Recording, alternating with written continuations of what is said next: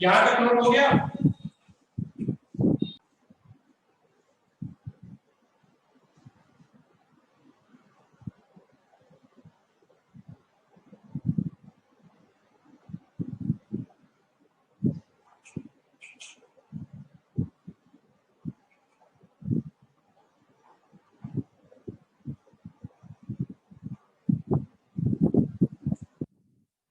देखो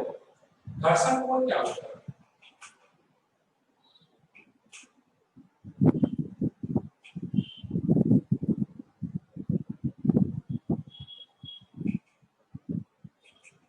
ठीक है,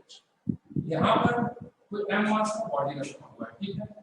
तो ये अब क्या होगा, इसके ऊपर कुछ नॉर्मल वेग से लगेगा, रखा हुआ है कुछ ना कुछ नॉर्मल वेग से लगना ही लगेगा, जितना भी लगेगा तो दिखा जाएगा नॉर्मल वेग से। और हमने यहाँ पर कुछ फोर्स अप्लाई कर दिया,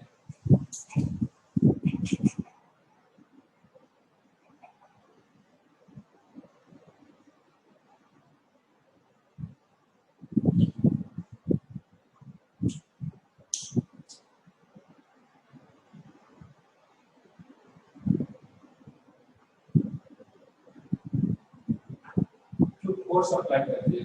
यहाँ क्या लगेगा, लिमिटिंग फोर्स, लिमिटिंग यानी कि सीमांत घर्षण, ठीक है, सीमांत घर्षण पर, ठीक है, लिमिटिंग फ्रिक्शन लगेगा, ठीक है। तो इन दोनों का जो रिजल्टेंट होता है उसे हम कांटेक्ट फोर्स कहते हैं, ठीक है।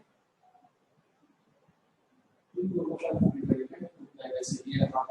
इसका रिजल्टेंट क्या होता है, ये रहा,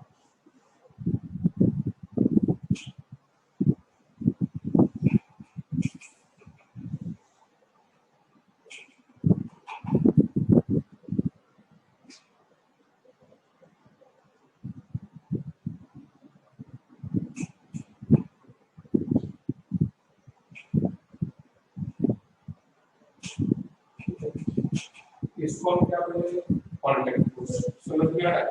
इसको हम कांटेक्ट फोर्स बोलेंगे, ठीक है। इसे हम क्या करेंगे, कांटेक्ट फोर्स। इन दोनों के बीच का जो एंगल बनता है इसे हम क्या कहते हैं, एंगल ऑफ फ्रिक्शन। इसे हम क्या बोलेंगे, नेट कांटेक्ट।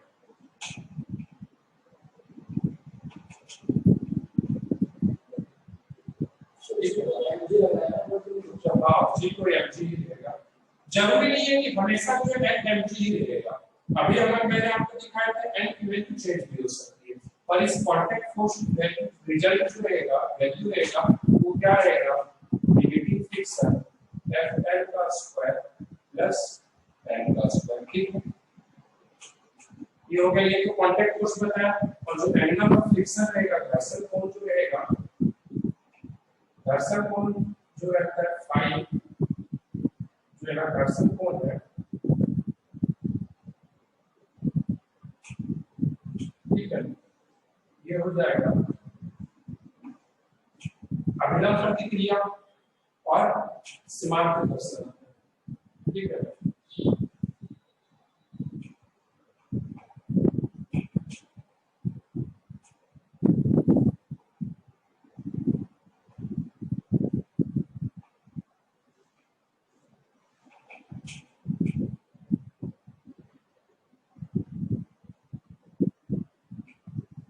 अभिलंब प्रतिक्रिया और सीमांत घर्षण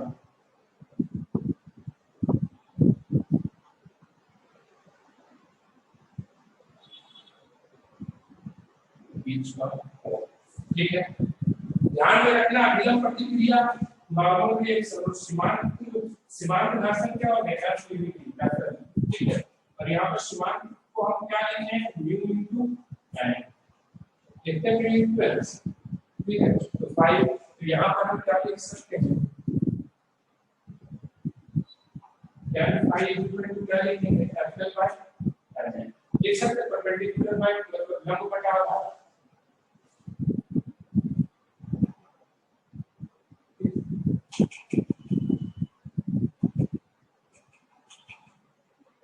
म्यू एन बाय एन लिखते हैं,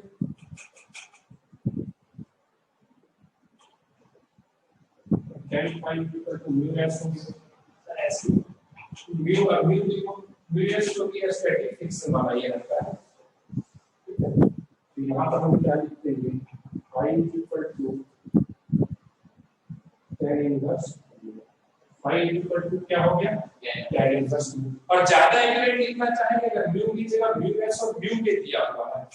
ठीक है, यहाँ पर लिख देते हैं इस बात की म्यू एस यदि म्यू एस और म्यू के दिया हुआ है, यानी कोएफिशिएंट ऑफ स्टैटिक फ्रिक्शन, यानी जो स्टैटिक जो नियतांक दिया हुआ है और गतिज नियतांक दिया हुआ है, तो हम किसको चूज करेंगे, mu S. y equal to, अगर ऐसे दिया हुआ है तो नहीं दिया हुआ है, सिंगल म्यू दिया हुआ है तो सिंगल म्यू लेकर के चलेंगे। ये हो गया आपका घर्षण कोण, एंगल ऑफ फ्रिक्शन, ठीक है। यहाँ तक कोई डाउट है, किसी तरह का कोई डाउट नहीं होना चाहिए इसमें। सिंपल सा बात क्या कहते हैं कि जो नेट कांटेक्ट फोर्स होता है और जो नॉर्मल रिएक्शन और रेगुलर प्रतिक्रिया के बीच में कोण को हम क्या करते हैं, घर्षण। ये था आपका घर्षण कोण। अब हम आगे चलते हैं angle of report, that is विश्राम कोण।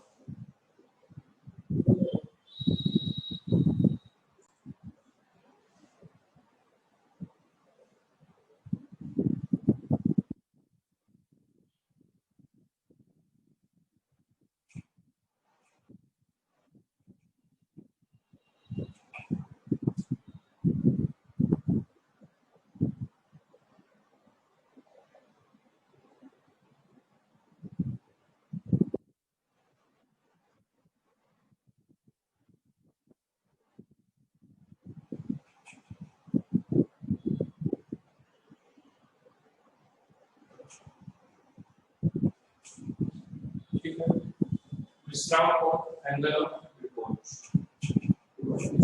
थीटा से रिप्रेजेंट फाइव से रिप्रेजेंट, ठीक है। किससे रिप्रेजेंट फाइव से थीटा से रिप्रेजेंट कर विश्राम होता क्या है, ऐसे प्लेन रखा हुआ, ठीक है। एक स्मूथ सरफेस, इसमें तो फ्लेक्सिबल वाला सरफेस है, वैसे करके हॉरिजॉन्टली को धीरे-धीरे यहाँ इसका एंगल क्षैतिज से एंगल बढ़ाते जाते हैं। तो किसी एक फिक्स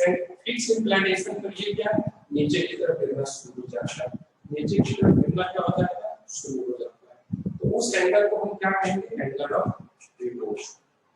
ठीक है। उस कोण को हम क्या कहेंगे, विश्राम कोण, या उस एंगल को हम क्या कहेंगे, एंगल ऑफ रिपोर्ट। तो लिख लीजिए इसका एक बार हिंदी लिख दीजिए। यदि किसी वस्तु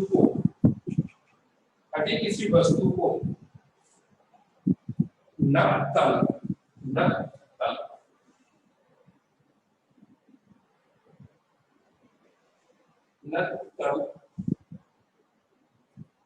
पर रखकर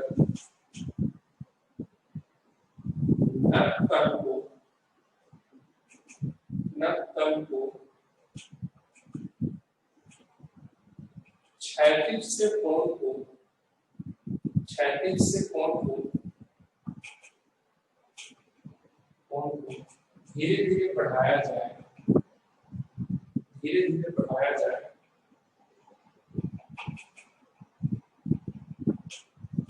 तो कोण के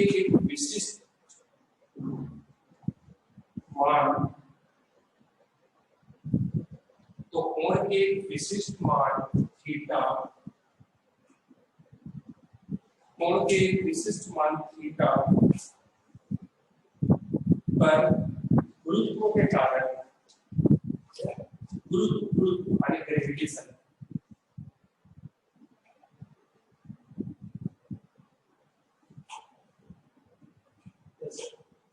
गुरुत्व के कारण वस्तु नीचे की ओर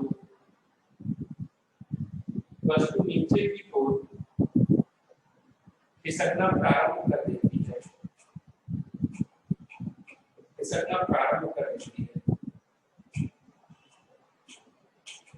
ठीक है, प्रारंभ कर देती है। कोण का यह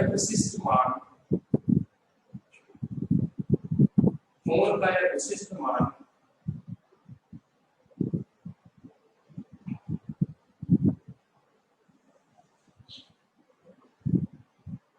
विश्राम कोण का विशिष्ट मान विश्राम कोण ब्रैकेट में थीटा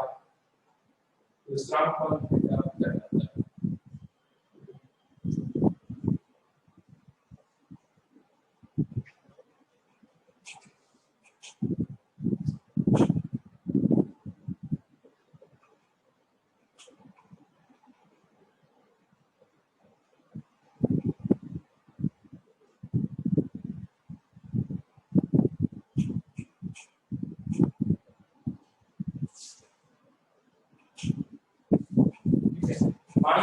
थीटा के ऊपर क्या है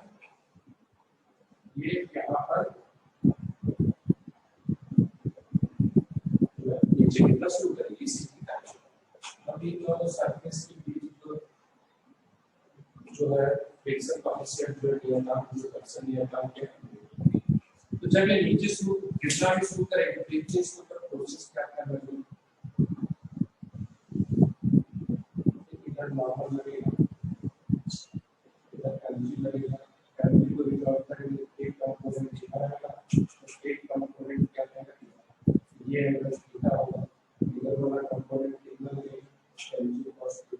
और इधर वाला कंपोनेंट कितना लगेगा अब देखो फ्रिक्शन है अब सरफेस फ्रिक्शन जब ये नीचे जाने की कोशिश करे फ्रिक्शन बोलेगा क्या जाने देंगे आसानी से बोलेगा ना नहीं जाने देंगे कि अपोजिट डायरेक्शन में फोर्स लगा देगा अपोजिट डायरेक्शन में फ्रिक्शन लगाएगा तो कितना लगाएगा लिमिटिंग फ्रिक्शन लगेगा मैक्सिमम सर फ्रिक्शन की फोर्स का होता है ऐसी बात है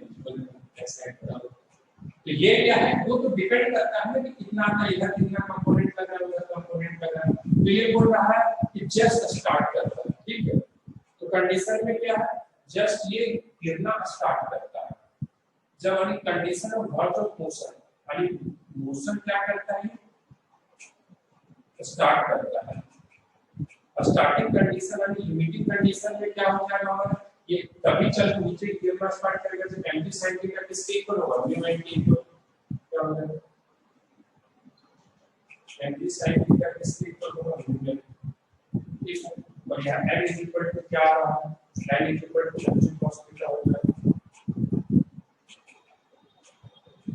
n is equal to cos theta होगा यहां से लिख सकते हैं n sin theta equal to cos theta n से m कैसे g से g कैसे लिखोगे इस बात sin थीटा को cos theta n theta equal to तो यहां पर भी क्या होगा theta equal to tan inverse